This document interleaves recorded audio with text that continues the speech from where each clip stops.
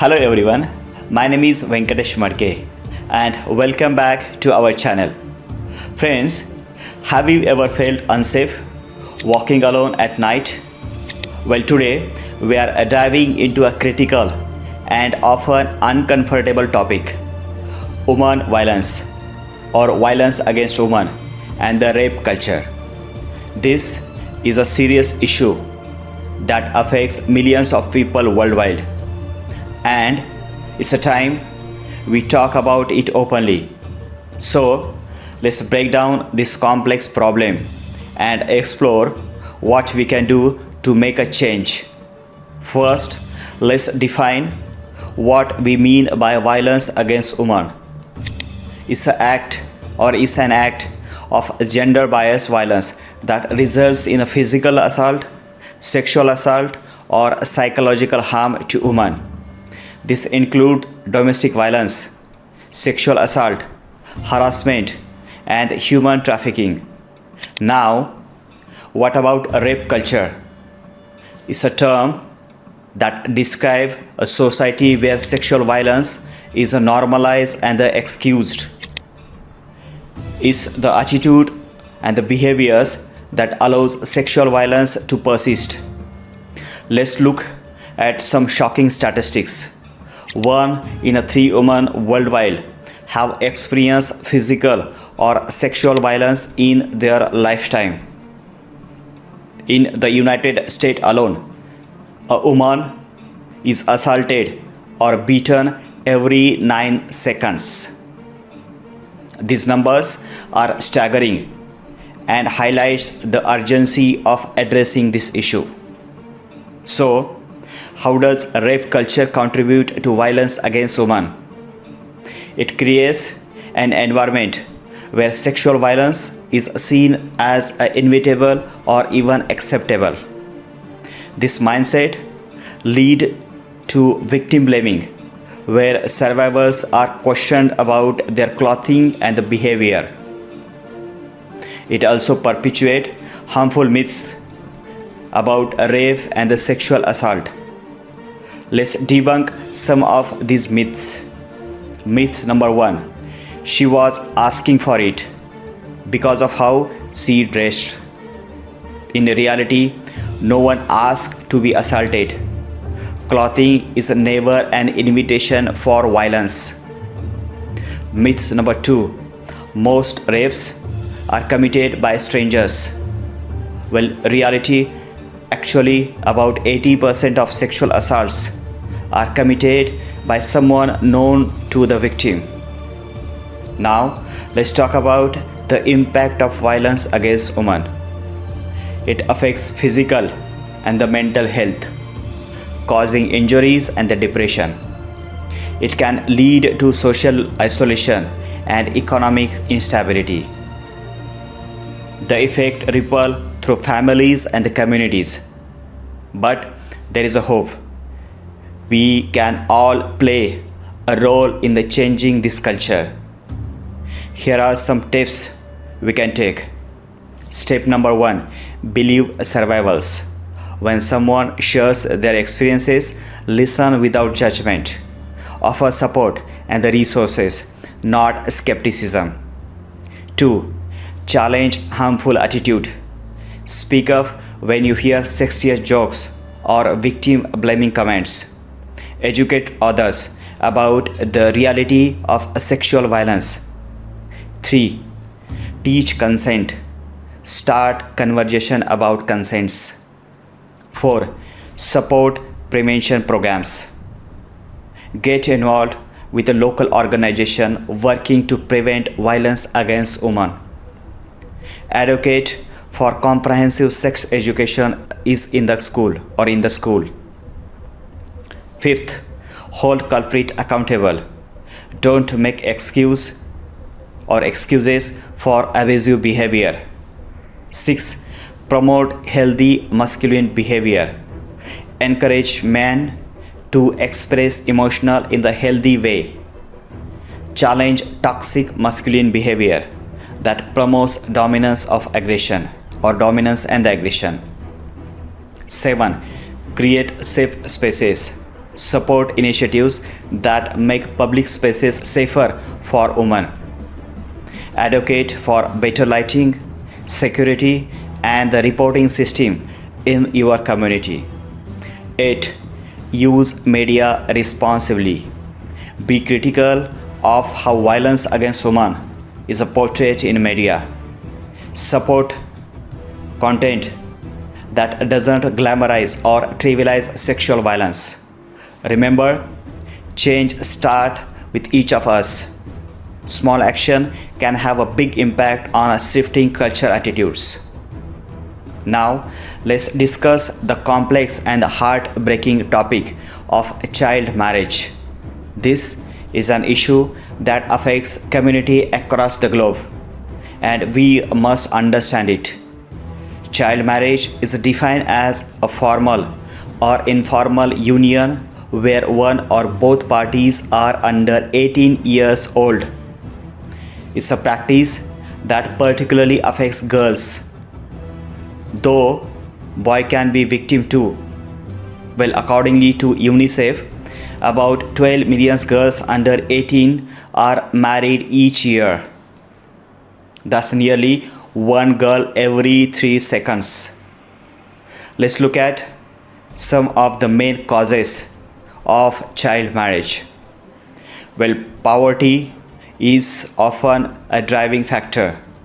In many cases, families see marrying off their daughters as a way to reduce financial burden. Some even view it as a source of income through dowry practices. Culture and the religious tradition also play a significant role.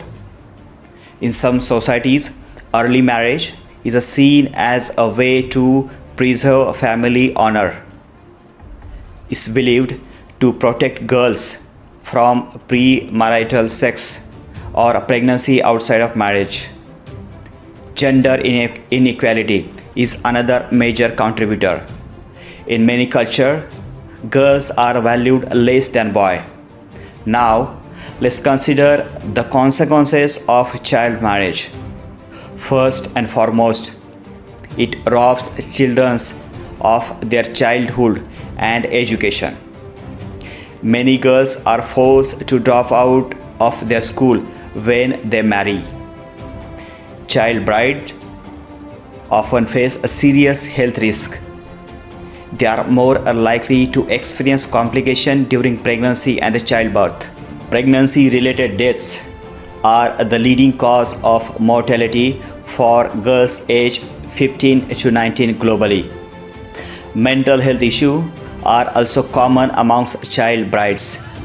Many suffer from depression, anxiety, and the post-traumatic stress disorders. The sudden transition to adult responsibilities can be overwhelming for a girl's mind. Child marriage also perpetuates domestic violence. Young brides are more likely to experience abuse from their husband and the in-laws. They often lack of power to stand up for themselves to seek help. So, what can be done to address this issue? Education is a key. By keeping girls in the school, we can delay marriage and empower them with the knowledge and the skills.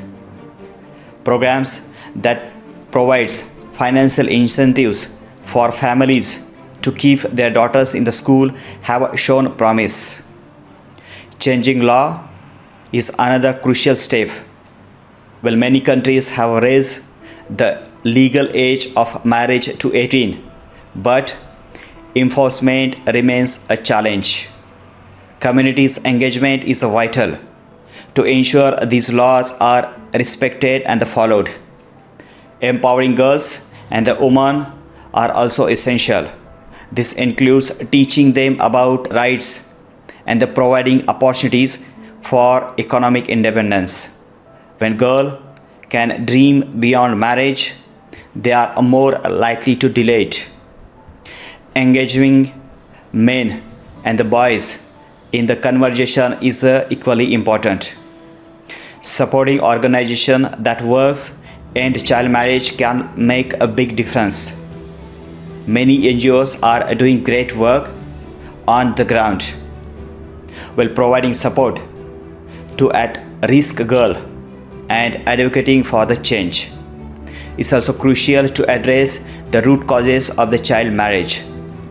This means tackling poverty, promoting gender equality, and challenging harmful culture norms.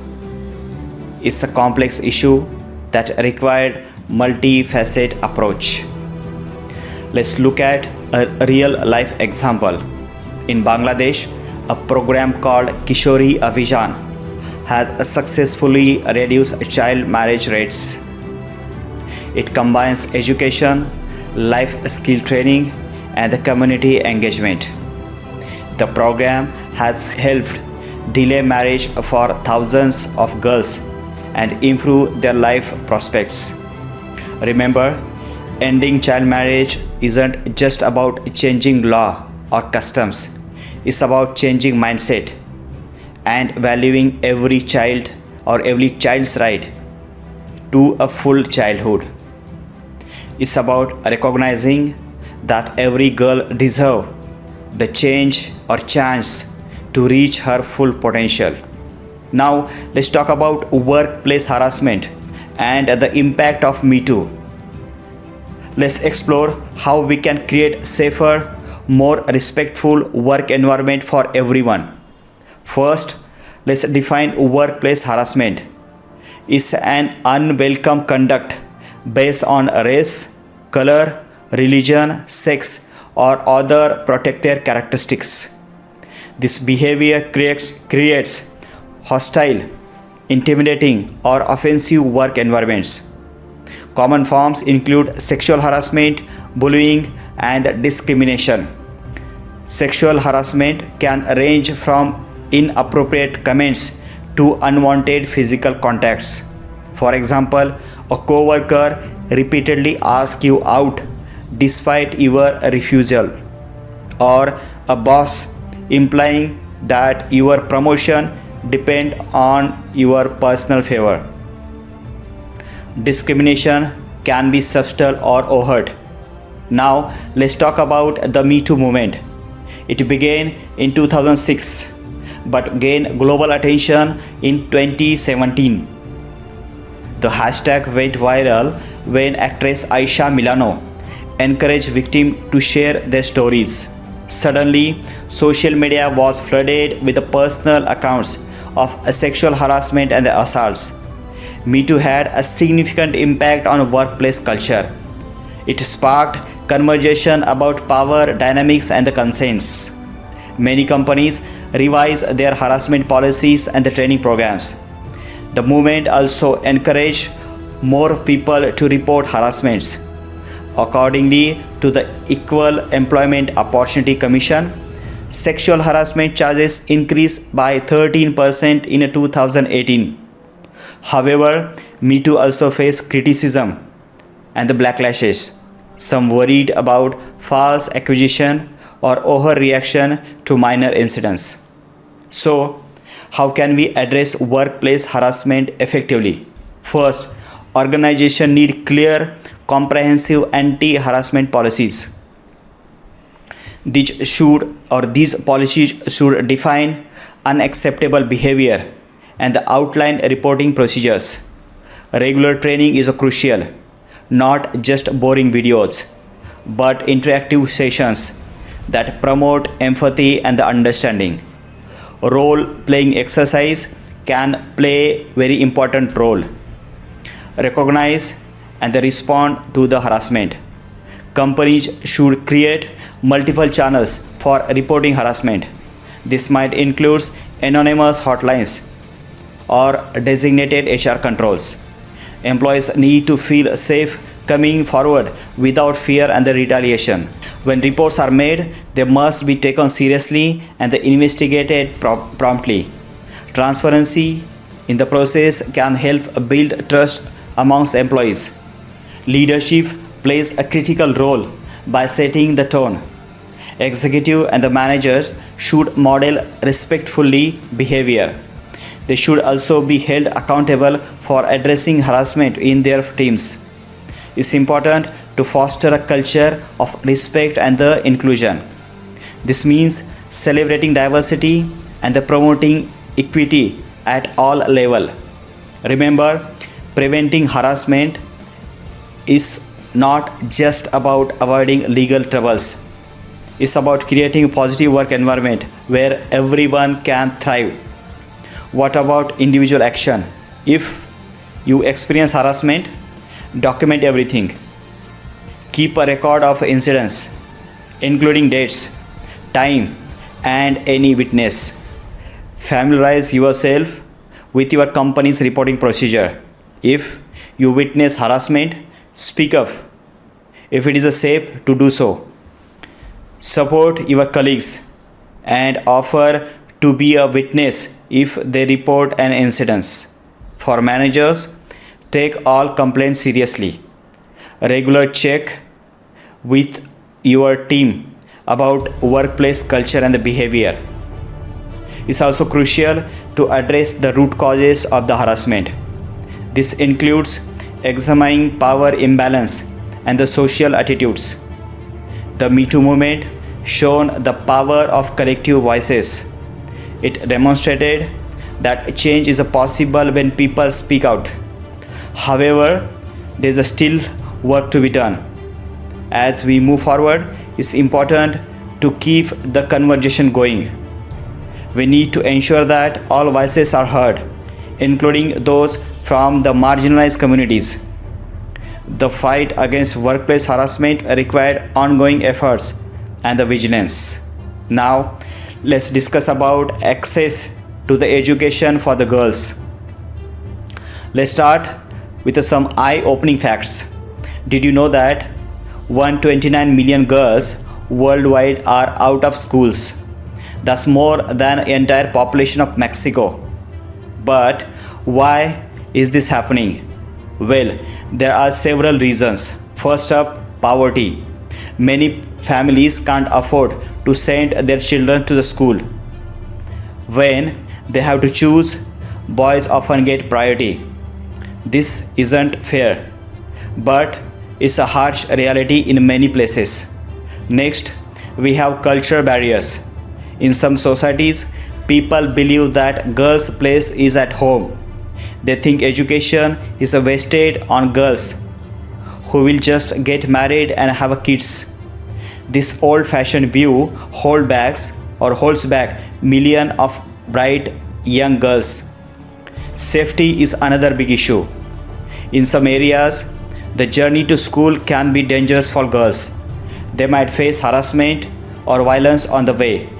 So parents keep them at home to protect them. Now let's talk about what happens in the school. Many schools lack proper toilet for girls. This becomes a huge problem when girls start having periods. They end up missing classes or dropping out entirely. Child marriage is another major obstacle.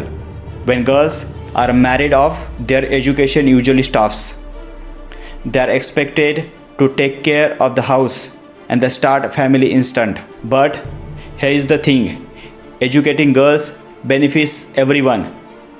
When girls go to school, they are more likely to earn higher incomes, have a healthier children, contribute more to the communities.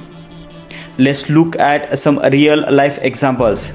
Meet Sarah from Kenya. She fought against early marriage to stay in the school. Now she is a teacher, inspiring other girls in her village. Or consider the story of Malala.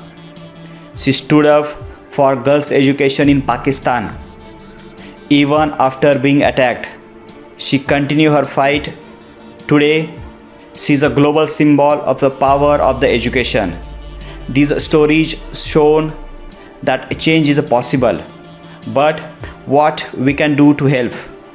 Here are some practical steps. First, support organizations that focus on the girls' education. Second, spread awareness about the importance of educating girls. 3. Challenge stereotypes and the bias in your communities. 4th. Encourage girls around us to pursue their educational dreams. Government also play a crucial role. They can make education free and the compulsory for all children, provide safety transportation to the school, train more female teachers, offer incentives for families to keep girls in the school. Well, businesses can contribute too. They can fund scholarship for girls, provide internship and the mentorship programs, support flexible work policies for working mothers. Remember, education is a foundation or fundamental human right. It's not a luxury, it's a necessity for progress. When we educate girls, we are investing in our collective future. Remember, every girl who gets an education is a victory. She is not just changing her life, but potentially her families and the communities too. Now, let's talk about the topic, both controversial and crucial, the dowry system and the dowry death. First, let's understand what dowry is. Well, dowry is a cultural practice where bride's family gives money, property, or goods to the groom's family at the time of the marriage. It's been around for centuries in various forms across different cultures. Now, you might be wondering, is this still a thing? Unfortunately, yes, especially in the countries like India, Bangladesh, and Pakistan. Despite being illegal in many places, the dowry system persists due to the deep-rooted social norms. Let's talk about the scale of this problem. In India alone, the National Crime Record Bureau reported over 7,000 dowry-related deaths in 2020. That's about 19 women dying every day because of dowry disputes. And these are just reported cases. Many go unreported. So, how does a wedding tradition turn deadly? It often starts with unreasonable demands from the groom's family. They might ask for cash, jewelry, car, or even property.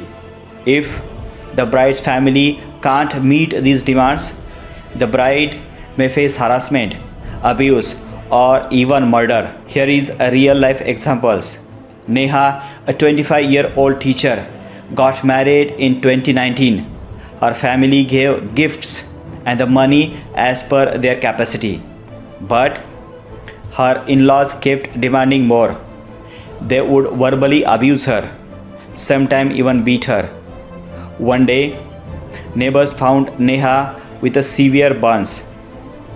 Her in-laws claim it was a kitchen accident, but an investigation revealed it was a dowry-related crime. This story is heartbreaking, but sadly not uncommon.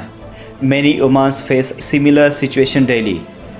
Now, let's look at why this practice continues despite laws against it. One reason is a societal pressure. Families often feel compelled to give dowry to secure a good marriage for their daughters. There is also misconception that big dowry equals to respect in the new family. Another factor is a general inequality. In some societies, daughters are seen as economic burdens. The dowry system perpetuates this idea, treating women as a community. But it's not all dooms and the glooms. There are efforts to combat this issue. Many NGOs are working to raise awareness and they provide support to victims. For example, the Dowry Free India campaign aims to educate people about the ill effect of the dowry. Governments are also taking actions. In India, the Dowry Prohibition Acts make giving and the taking dowry illegal. But again, enforcement remains a challenge. Education plays a crucial role in fighting this practice. When women are educated and financially independent, they are less likely to be seen as a burden. This can help break the cycle of dowry. Media and the popular cultures are also joining the fight. Bollywood movies like Lajja and the Damini have highlighted the issue of the dowry deaths. This portrayals helps in the changing societal attributes. Now you might be thinking, what can I do about this? Well, quite a bit. If you are from culture where dowry is practiced, refuse to participate. Educate your family and friends about the dangers of this system. Support organization working against dowry.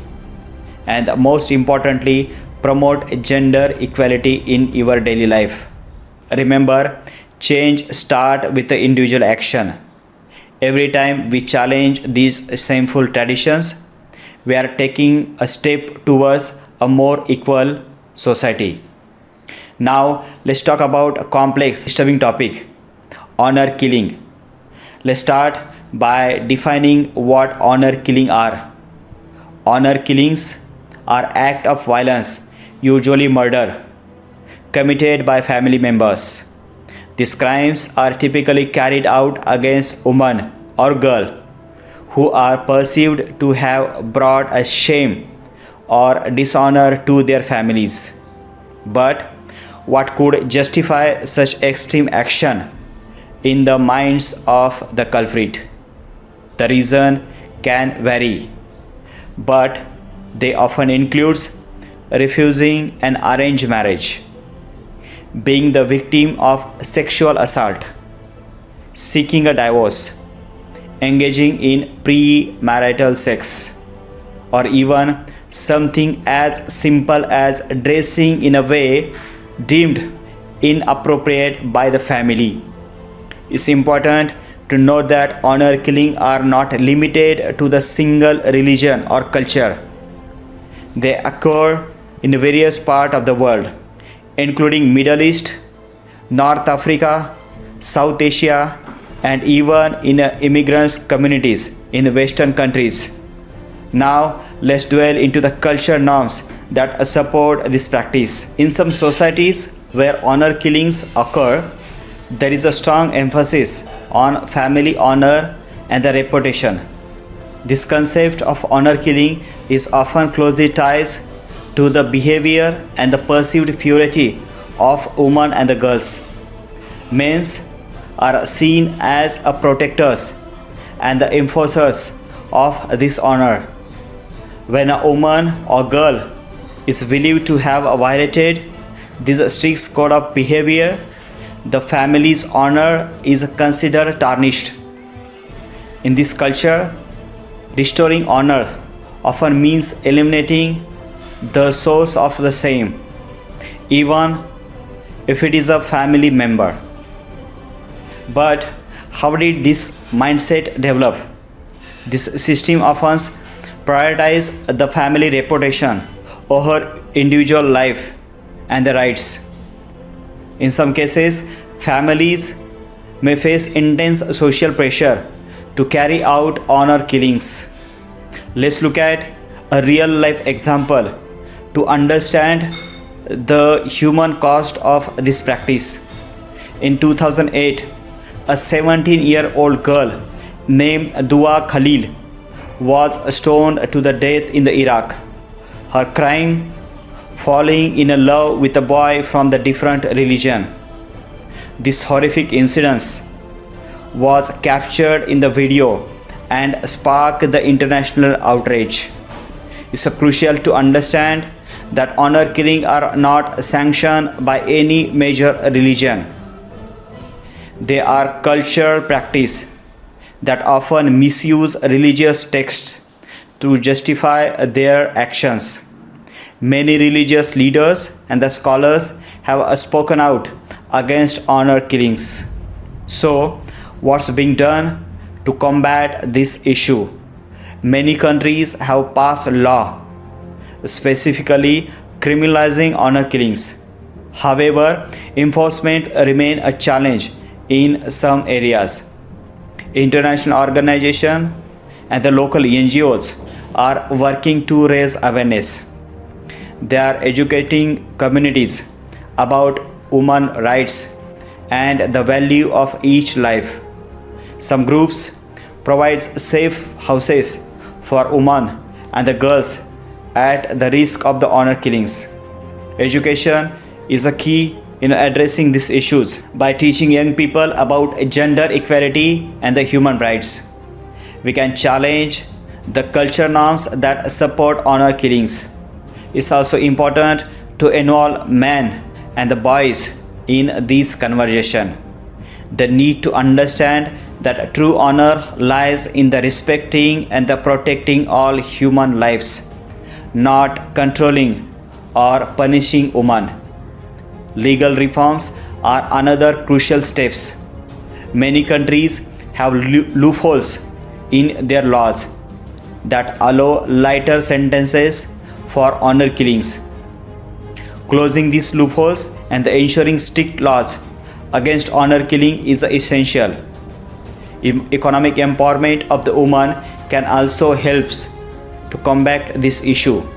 When women have a financially independence, they are likely to be seen as a property and more likely to have a control over their own life. It's important to note that change won't happen overnight. Culture norms that have existed for a generation takes time to shift, but with a consistent effort and the education, progress is possible. We have seen example of this progress in some communities. In Jordan, for instance, grassroots organizations have been working to change attitude about honor killing. They have seen a gradual shift in a public opinion, with more people speaking out against the practice. Remember, every life lost to an honor killing is a tragedy. It's not just a victim who suffers, but entire families and the communities are torn apart. By understanding this issue and the speaking out against it, we can all play a part in ending this brutal practice. As we have seen, honor killing are complex issue, deeply rooted in the culture norms, but they are not an unchangeable facts of life. Through education, legal reform, and the changing attitude, we can work towards a world where no one fears. If you found this video informative, please like and share it to spread the awareness. Leave your comments with your thoughts or questions about this important topic. Remember, every conversation about this issue brings us one step closer to ending honor killings. Thank you for watching, and let's continue to advocate for the value of every human life.